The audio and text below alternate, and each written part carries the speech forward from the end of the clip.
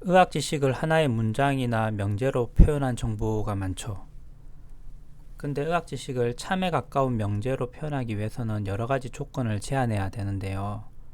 단지 A가 무슨 질병 치료에 좋다라고 말하는 건 거짓은 아니라 하더라도 왜곡되거나 과장된 지식인 경우가 종종 있습니다.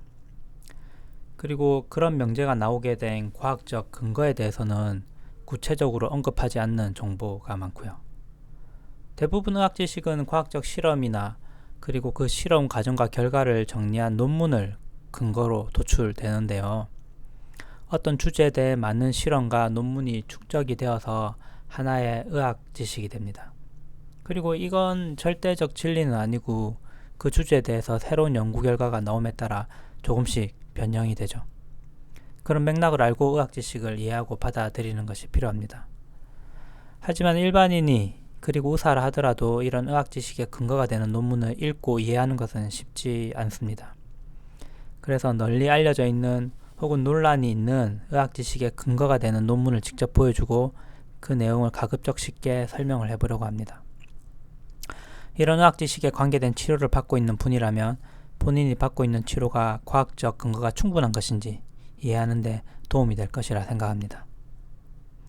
이 처음으로 준비한 주제는 남성형 탈모증 혹은 안드로젠 탈모증 치료에 관한 것인데요. 남성형 탈모증으로 고통받고 있는 남자들이 많고 또 수많은 치료 방법이 알려져 있죠. 여기에는 의학적으로 효과가 증명된 방법도 있고 그렇지 않은 방법도 있는데요. 현재 미국 FDA에서 남성형 탈모증 치료로 승인받은 약물은 일반명 프로페시아로 알려져 있는 피나스테라이드와 미녹시딜 이렇게 두 가지밖에 없습니다. 이걸 각각 단독으로 사용하는 분도 있고 같이 사용하는 분도 있을 텐데요.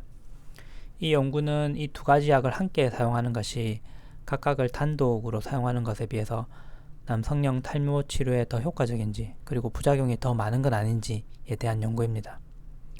체계적 고찰과 메타 분석이라는 방법을 썼는데 이건 기존의 연구 결과들을 모으고 합해서 결과를 도출하는 연구 방법이고 각각의 단독 연구보다 근거 수준이 더 높은 결과를 도출할 수 있는 연구 방법으로 알려져 있습니다. 그리고 이 논문이 출판된 저널은 Aesthetic Plastic Surgery라고 미용 성형 수술이라는 저널인데요. 2020년 올해 출판된 것이고요.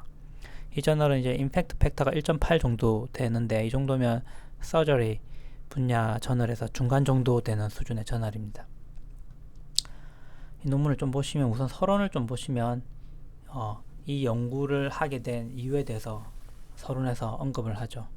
이제 안드로제닉 알로페시아, 남성형 탈모증은 남자에서 흔한 질환이고 머리카락이 가늘어지는 게 특징이다.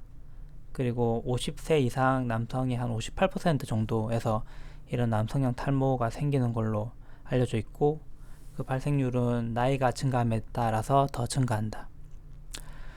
그리고 이제 이 남성형 탈모증을 갖고 있는 사람은 이제 자신감이 좀 낮아지고 삶의 질도 떨어진다라고 이제 이 남성형 탈모의 심각한 점에 대해서 언급을 하고 근데 이런 점에서도 불구하고 지금 현재 아까 말씀드린 것처럼 이 미국 FDA에서 이 탈모 치료에 효과가 있다고 승인이 된 약은 피나스테라이드와 바르는 미녹시딜 이 두 가지밖에 없습니다.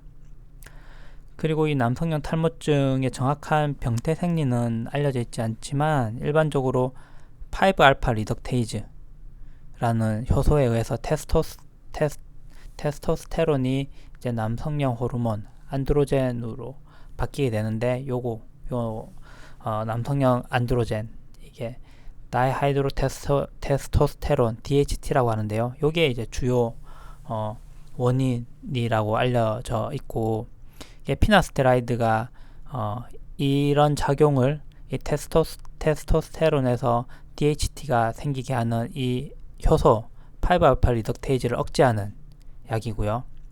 그런 작용으로 남성형 탈모 치료에 효과가 있는 걸로 알려져 있고 미녹시딜 같은 경우는 여러 가지 작용이 있는데 기본적으로 이거는 혈압을 떨어뜨리는 약인데 혈관을 확장시켜 가지고 탈모가 있는 쪽에 혈류를 더 많게 해서 남성형 탈모를 치료하는 그런 효과가 있는 것으로 알려져 있습니다. 그래서 이 두 가지를 병용 치료하면 단독으로 치료하는 것보다 효과가 더 좋다라고 알려져 있는 연구들이 좀 있는데 그 연구들이 포함된 환자 수가 너무 적고 그래서 이것만으로 확실하게 효과가 있다라고 말하기는 좀 부족한 면이 있죠. 근거로서 좀 부족하죠.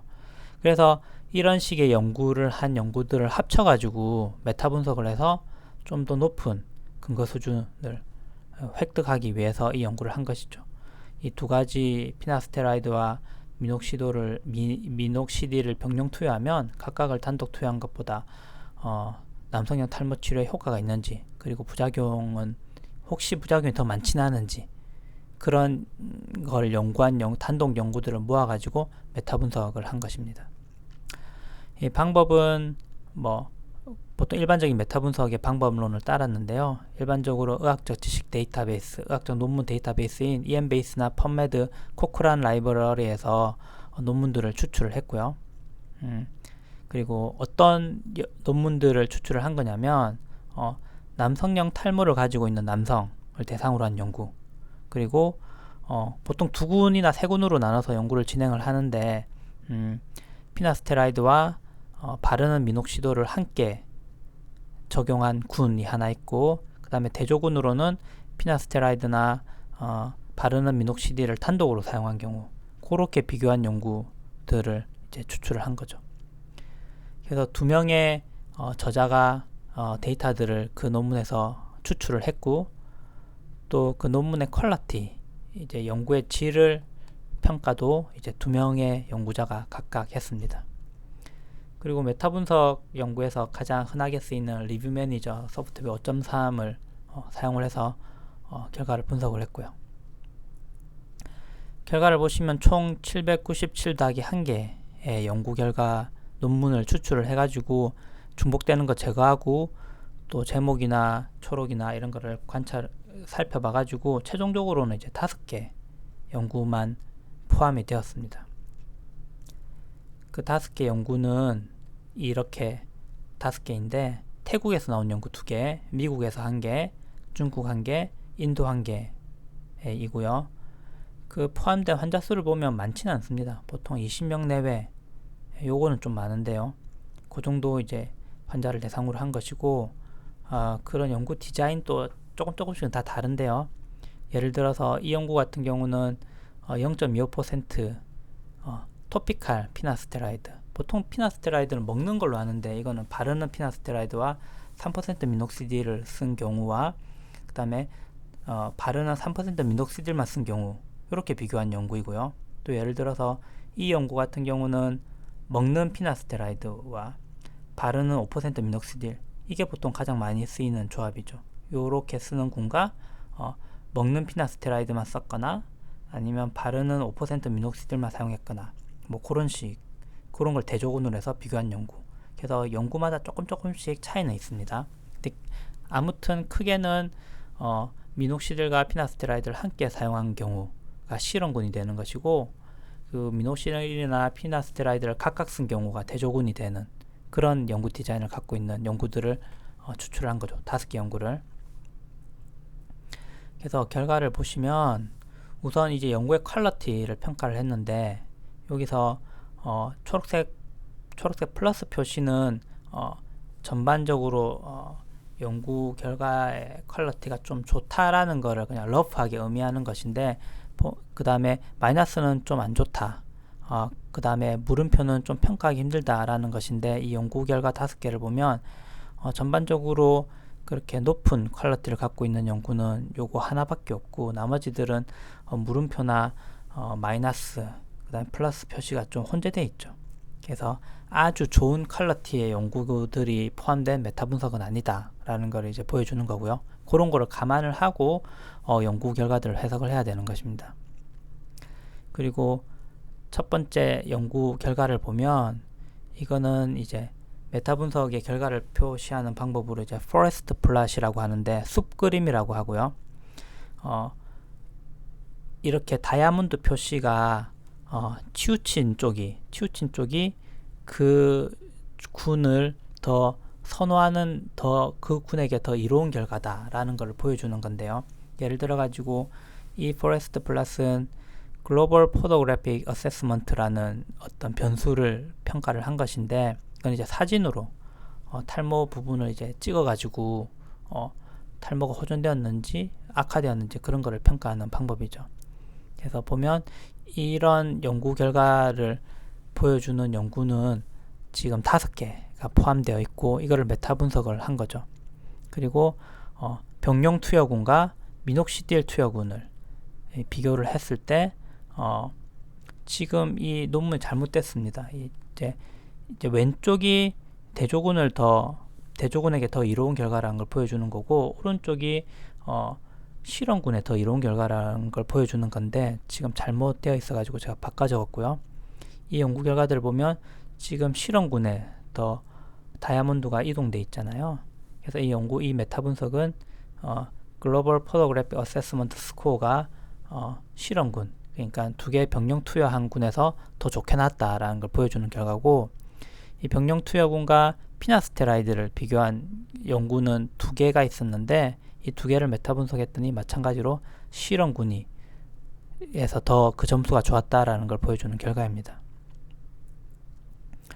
그리고 이 포레스트 플러스는 이제 글로벌 포토그래픽 어세스먼트에서 점수를 받은 환자 수를 보여주는 것인데, 마크드 임프루브먼트, 그러니까 많이 탈모가 호전되었다라는 걸 보여주는 결과고, 병용 투여군과 미녹시딜 단독 투여군을 비교한 것인데, 마찬가지로 오른쪽이 시험군, 병용 투여군이 더 좋다라는 걸 보여주는 거고,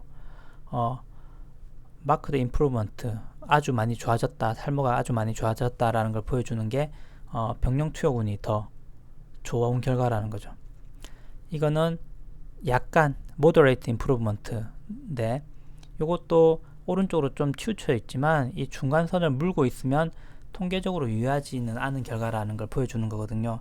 전반적으로 시험군, 병용 투여군이 더 좋을 것 같지만 통계적으로 엄밀하게 딱 그 기준을 넘어서는 정도는 아니다라는 걸 보여주는 것이고요. 아주 약간 임프루브먼트 같은 경우는 그런 환자 수는 또 마찬가지로 통계적으로 유효하진 않고, 더 나빠지거나 오히려 변화가 없었다라는 것은 왼쪽으로 치우쳐져 있죠. 이런 게 이제 병용 투여군보다는 미녹시딜군에서 더 많았다라는 걸 보여주는 거죠.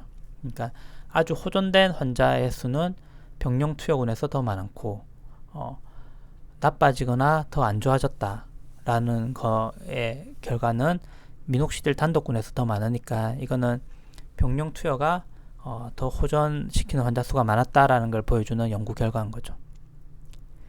피나스테라이드와 병용 투여군을 비교한 포레스트 플롯도 마찬가지입니다. 마크드 임프루브먼트 같은 경우는 병용 투여군에서 더 환자 수가 많고요. 그 다음에 더 나빠지거나 변화가 없었다라는 거는 미녹시딜 단독군에서, 피나스테라이드 단독군에서 더 많은 거죠. 그리고 이건 헤어 덴시티의 변화, 그러니까 그 머리카락의 밀도의 변화를 보여주는 건데, 이런 변수를 평가한 연구는 2개가 있었고, 이것도 마찬가지로 약간 오른쪽으로 치우쳐져 있는 것 같지만 통계적으로 유효하진 않다라는 걸 보여주는 거고요. 그리고 이 포레스트 플러스는 이제 부작용에 관한 것인데, 섹슈얼 어드버스 이벤트, 그러니까 성기능 장애를 이제 평가를 했을 때 병용 투여군과 미녹시딜군을 비교한 연구가 2개가 있었는데, 둘 다 발생률이 하나도 없었습니다.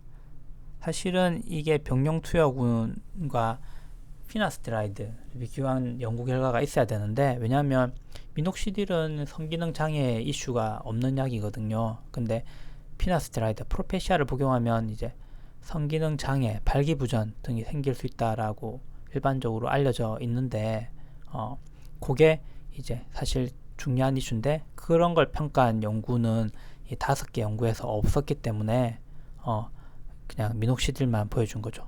아주 중요한 이거 자체는 중요한 변수지만, 이게 피나스테라이드와 비교한 연구 결과가 없어가지고 좀 아쉽습니다. 다만 병용 투여군에서도 한 명도 안 생겼다고 하니까 이 두 개를 병용 투여를 해도 딱히 성기능 장애가 생기진 위험은 높지 않다라는 걸 보여주는 결과죠. 36명밖에 평가를 못했기 때문에 뭐 확실한 아주 강력한 근거라고 할 수는 없지만 그래도 이 연구 결과 내에서는 성기능 장애 위험이 높지 않다라는 걸, 한 명도 발생률이 없었다라는 걸 보여주는 겁니다.